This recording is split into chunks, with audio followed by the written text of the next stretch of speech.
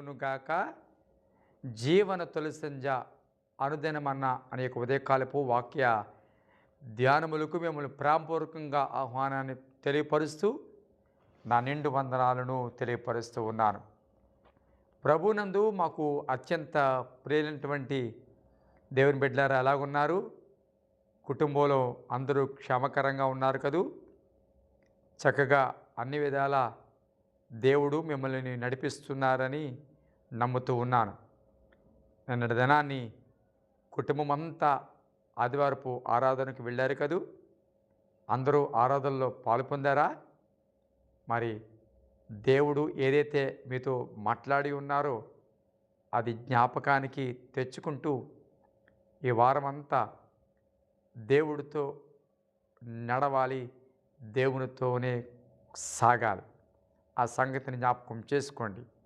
దేవుడు మనతో మాట్లాడుతున్నది విని మర్చిపోవడానికి కాదు, కానీ విన్న దానిని గ్రహించి దానిని మన ఆత్మీయ జీవితంలో పరివర్తనలోకి తీసుకురావడానికి మనము ఇష్టపడాలి. మరి దేవుడు మనల్ని ప్రేమించి మరొక శ్రేష్టమైన దినాన్ని అనుగ్రహించి ఉన్నాడు. మరి ఉదయకాలం ప్రార్థన చేసుకున్నావా? దయచేసి ప్రార్థన చేసుకుని వాక్య భాగాన్ని చదువుకుని మీ దినచర్యను ప్రారంభించవలసిందిగా ప్రభు పేరట మీకు మనవి చేస్తున్నాను.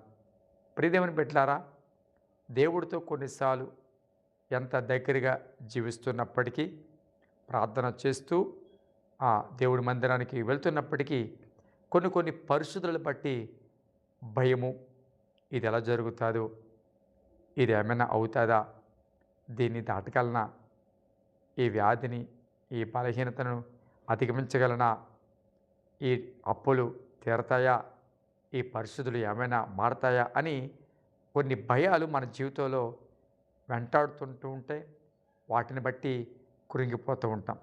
ఒక మాటను మీ దృష్టికి తీసుకురావడానికి నేను ఇష్టపడుతున్నాను. హగ్గై గ్రంథము 2వ అధ్యాయము 4వ వచనము. అయినను యెహోవా ఆజ్ఞ ఇచ్చినది ఏమనగా, జెరుబాబేలు ధైర్యం తెచ్చుకోము, ప్రధాన యాజకుడకు యెహోజాదాకు కుమారుడైన యెహోషువ ధైర్యం తెచ్చుకోము, దేశములోనున్న సమస్త జనులారా ధైర్యము తెచ్చుకుని పని జరిగించుడి, నేను మీకు తోడుగా ఉన్నాను. ఇదే సైన్యములకు అధిపతియకు యెహోవా వాక్కు. ప్రియబిడ్డలారా, శిథిలమైపోయిన మందిరమును తిరిగి కడుతున్న కాలంలో దానిని చూచి అనేక మంది ఇది మొదటి మందిరంతో పోలిస్తే ఏమిటి అని అపహాస్యం చేసేవారు, అవమానకరంగా మాట్లాడేవారు ఆ స్థలంలో ఉన్నారు. అడ్డులు ఆటంకాలు కలిగించేవారు కూడా ఆ స్థలంలో ఉన్నారు. అయితే జెరుబాబేలుతో ప్రభు అంటున్నారు, జెరుబాబేలు ధైర్యం తెచ్చుకో. ప్రజలతో అంటున్నాడు ప్రభు, మీరు ధైర్యము తెచ్చుకోండి. యెహోషువతో మాట్లాడుతున్నారు, ధైర్యము తెచ్చుకో. ప్రియదేవుని బిడ్డ, నిజమే, కొన్ని మనం చక్కగా ప్రారంభిద్దాము అనుకునేటప్పటికీ కొన్ని నిందలు, కొన్ని అవమానాలు మనకి ఎదురవుతూ ఉంటాయి. కొన్నిసార్లు మనం చేసే పనిని బలహీనం చేసి మాట్లాడేవారు ఉంటారు. మన కుటుంబాలను కొన్నిసార్లు మన ఓటమిలను ఆధారంగా చేసుకుని బలహీనపరిచే మాటలు మాట్లాడేవారు ఉంటారు. మన కుటుంబ స్థితిగతులను చూచి, మన ఆర్థిక పరిస్థితులను చూచి కొన్నిసార్లు మనల్ని బలహీనపరిచేవారు ఉంటూ ఉంటారు. అది దేవుడు మాట్లాడుతున్నాడు, ధైర్యము తెచ్చుకో. ఏ విషయంలో ధైర్యం కోల్పోయావో ఈ ఉదయ కాలము, ఏ విషయంలో ధైర్యం కోల్పోయి అధైర్యంతో బ్రతుకుతున్నావో, ఒకప్పుడు ధైర్యవంతుడివే, అనేక మందికి ధైర్యం చెప్పిన నీవు,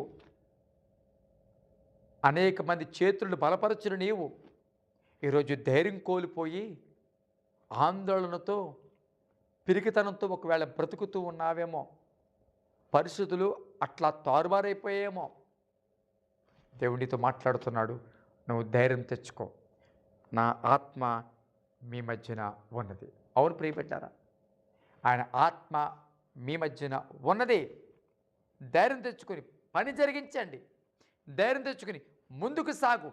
నేనే కార్యము చేయబోతున్నాను. అన్యజనుల కదిలిస్తాను, వారి ఇష్ట వస్తువులు తేపడతాయి. చూసారా దేవుడు ఎంత గొప్ప కార్యం చేస్తున్నాడు. నువ్వు నిలబడితే దేవుడు తాను తెరవలసిన ద్వారాన్ని తను తెరుస్తాడు. తాను చేయవలసిన కార్యాన్ని తగిన కాలములో చేస్తాడు.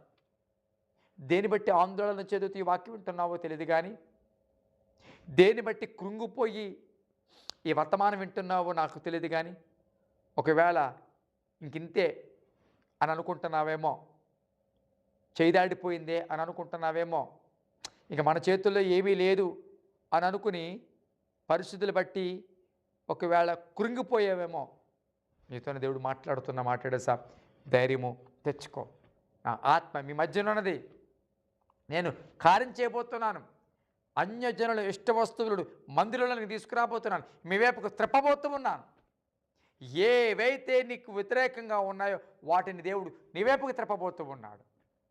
శత్రువులను మిత్రులుగా చేయడం కాదు, శత్రువుల ముందు నీకు భోజనమే సిద్ధపరుస్తాడు. అవును ప్రీతిని బిడ్డలారా, ధైర్యం తెచ్చుకో. అధైర్యాన్ని విడిచిపెట్టు. ఎవరిని మనుషులు బట్టి ధైర్యం తెచ్చుకోమని చెప్పట్లేదు, పరిశుద్ధులు బట్టి ధైర్యం తెచ్చుకోమని చెప్పట్లేదు. నీ దేవుణ్ణి బట్టి ధైర్యం తెచ్చుకో. ఎందుకంటే తెలుసా, ధైర్యం తెచ్చుకోమని ఆయన చెప్తున్నాడు. కాబట్టి నువ్వు ధైర్యం తెచ్చుకుని ఒక్కసారి నేను పురుకొల్పుకుని నిన్ను నువ్వు బలపరుచుకుని నిలబడగలిగినట్లయితే దేవుడు తన కార్యాన్ని నీ పట్ల చేయబోతున్నాడు. కళ్ళు మూసుకో, ప్రార్థన చేద్దాం. పరిశుద్ధుడైన తండ్రి, నీ పరిశుద్ధ నామానికి స్తుతులు స్తోత్రాలు చెల్లిస్తున్నాం. ప్రేమించి మరొద్దనమిచ్చావు. ఈ దినమును బట్టి సమయాన్ని బట్టి నేను స్తుతిస్తున్నాం. ఉదయకాలము మీరు మాట్లాడిన మాటను బట్టి నేను స్తుతిస్తున్నాం. అధైర్యపడవద్దంటున్నాం, ధైర్యం తెచ్చుకోమంటున్నాం. నీ ఆత్మ మా మధ్యన ఉందని మాట్లాడుతున్నావు. అవును ప్రభా, చాలామంది వారి పరిస్థితులు బట్టి, వారు రుణబాధలను బట్టి, ప్రజలు అనే మాటలను బట్టి, వారు ఎదుర్కొంటున్న సవాళ్ళని బట్టి ఒకవేళ నాయన బెదిరిపోతున్నారేమో, ధైర్యం కోల్పోయారేమో. అయ్యా ధైర్యాన్ని ఇవ్వండి, ధైర్యం తెచ్చుకోగలిగిన కృప దయచేయండి. వారిని మరలా పురుకొల్పండి, స్థిరపరచండి నాయన. పిరికితనపు ఆత్మను దూరపరచండి. నీవు కార్యం చేయబోతున్నావని, అయ్యా మూయబడిన ద్వారాన్ని మీరు తెరవబోతున్నామని, ప్రతిదీ ఏది కావాలో దానిని అయ్యా నాయన నడిపించబోతున్నామని, సప్లై చేయబోతున్నామని గుర్తెరిగి కృతజ్ఞతతో విశ్వాసంతో నిలబడగలిగిన కృప దయచేయండి. బలహీనలు బలపరచండి, అనారోగ్యంగా స్వస్థపరచండి. హాస్పిటల్లో ఉన్నవారు జ్ఞాపకం చేసుకోండి, జైల్లో ఉన్నవారు జ్ఞాపకం చేసుకోండి, గర్భవతులతో ఉన్నవారు జ్ఞాపకం చేసుకోండి, గర్భవతుల కొరకు ఎదురు చూస్తున్నవారు జ్ఞాపకం చేసుకోండి, ఉద్యోగాల కొరకు ఎదురు చూస్తున్నవారు, ట్రాన్స్ఫర్ల కొరకు ఎదురు చూస్తున్నవారు, వివాహాలు కావాల్సిన వారు, హాస్పిటల్లో ఉన్నవారు జ్ఞాపకం చేసుకోండి. మహిమ పొందండి. ఈ దినమంతా వారి దినచర్యలో తోడుకు నడిపించి మరి మహిమ పొందమని, అయ్యా ఉద్యోగాల కొరకు ఎదురు చూస్తున్న వారికి జ్ఞాపకం చేసుకోమని, సహాయం చేయమని యేసు నామమున అడుగుచున్నాం తండ్రి. ఆమేన్. Thank you.